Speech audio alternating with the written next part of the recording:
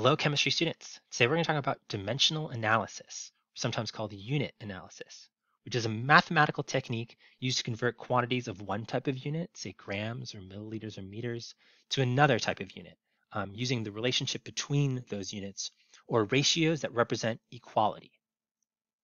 So consider the following recipe for chocolate cake. We have a certain amount of each of the ingredients, and we know that this recipe serves 16.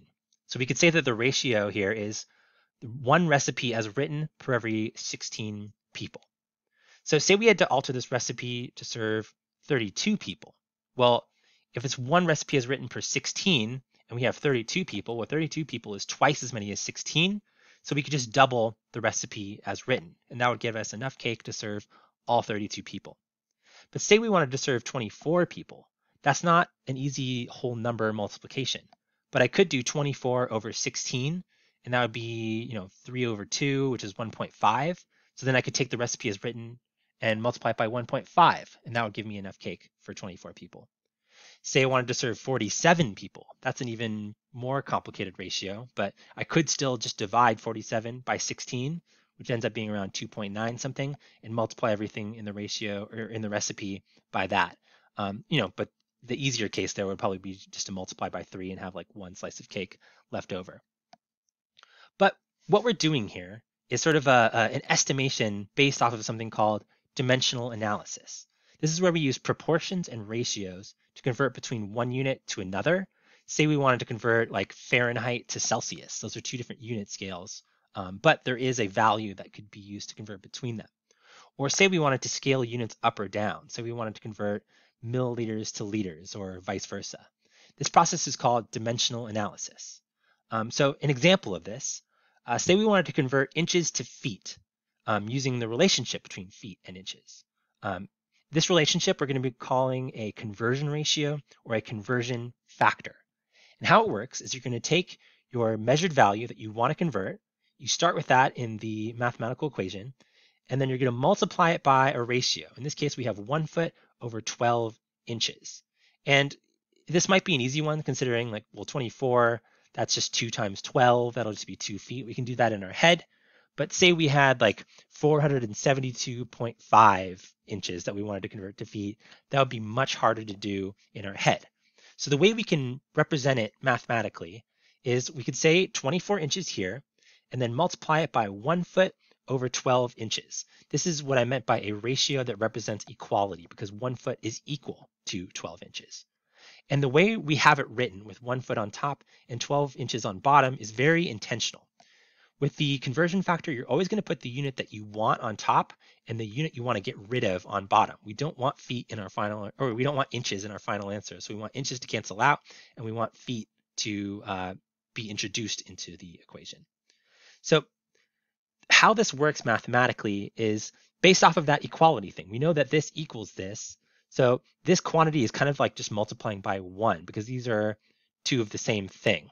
And then also that quantity of equaling 1 happens here where we have inches over inches.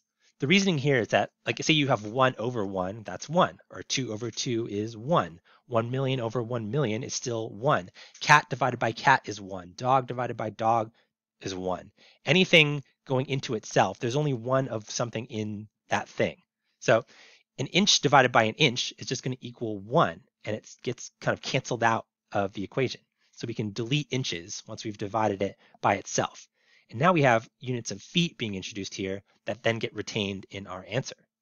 So then once we've set this up where the unit we want is on the top and the unit we don't want gets canceled out, we can just divide 24 by 12 and then multiply by 1, and they end up with a value of 2 feet. So like I said, the 24 inches to feet is an easy one, but if you had a much more complex value that you wanted to convert, you could still use the same method. What I mentioned earlier, 472.5, you could still just multiply that by 1 foot, divide by 12 inches, and you'd get an accurate answer. So let's do an example of this. The moon is 238,900 miles away from Earth. So how many feet away is this? Well, we know that there's a ratio of equality of 1 mile equaling 5,280 feet. So we can use this as our conversion ratio. What that's going to look like is we take our starting value, 238,900 miles, multiply that ratio by feet over miles this time, because we want to cancel out miles and we want to gain feet in our answer. So we put the feet value on top and the mile value on bottom, 5,280 feet over 1 mile. Miles cancel out, and then I basically just multiply this value by this value, and I end up with 1.261 times 10 to the 9 billion feet. And I wrote this in scientific notation just because it's a little bit easier to represent. Also, I retained the correct number of sig figs here. If you look at our measured value, it's got 1, 2, 3, 4 sig figs, which meant that I wanted to have 4 sig figs in my answer. Please remember that the conversion factors don't attribute to the sig figs because they are set quantities. We know that there's 1 mile per 5,280 feet, regardless of how many miles that we measured. And the 3 sig figs here or the 1 sig fig here has no impact on the sig figs in our answer. So let's try a more complicated example.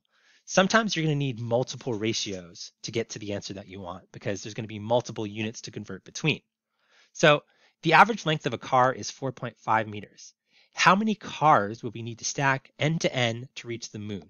I know this is like an impractical, impossible thing to do, but hypothetically, how many would it take?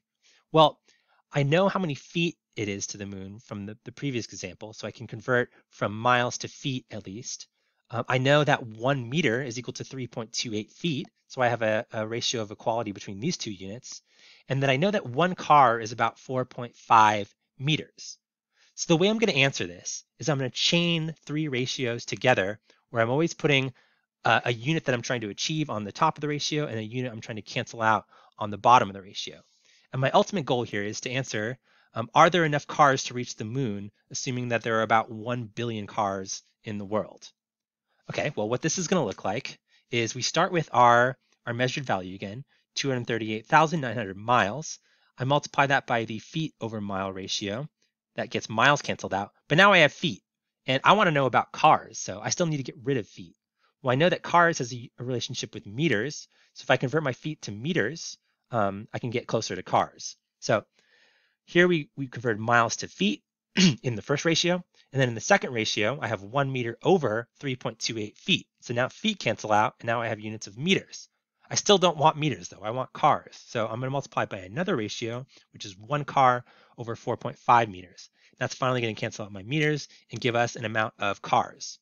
And the way that I answer this mathematically is I take my starting value, I multiply by all the values on top, so 238,900 by 5,280 by 1, and then divide all of the things on the bottom. So whatever the product of those 4 was, divide by 1, divide by 3.28, and then divide by 4.5. Or you could just do one step at a time where you multiply this, and then divide by this, and then divide by this, and you'll get the same answer.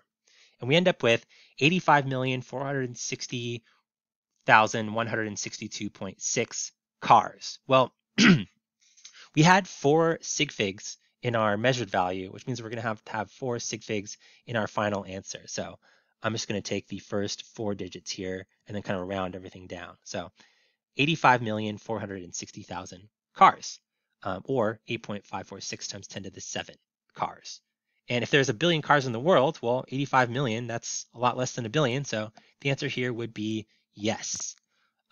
So I hope that helps you with dimensional analysis. Please let me know if you have any other questions. We're going to be doing plenty of practice on this in this class, and this is going to be one of your most important mathematical tools to get through chemistry. I'll see you later.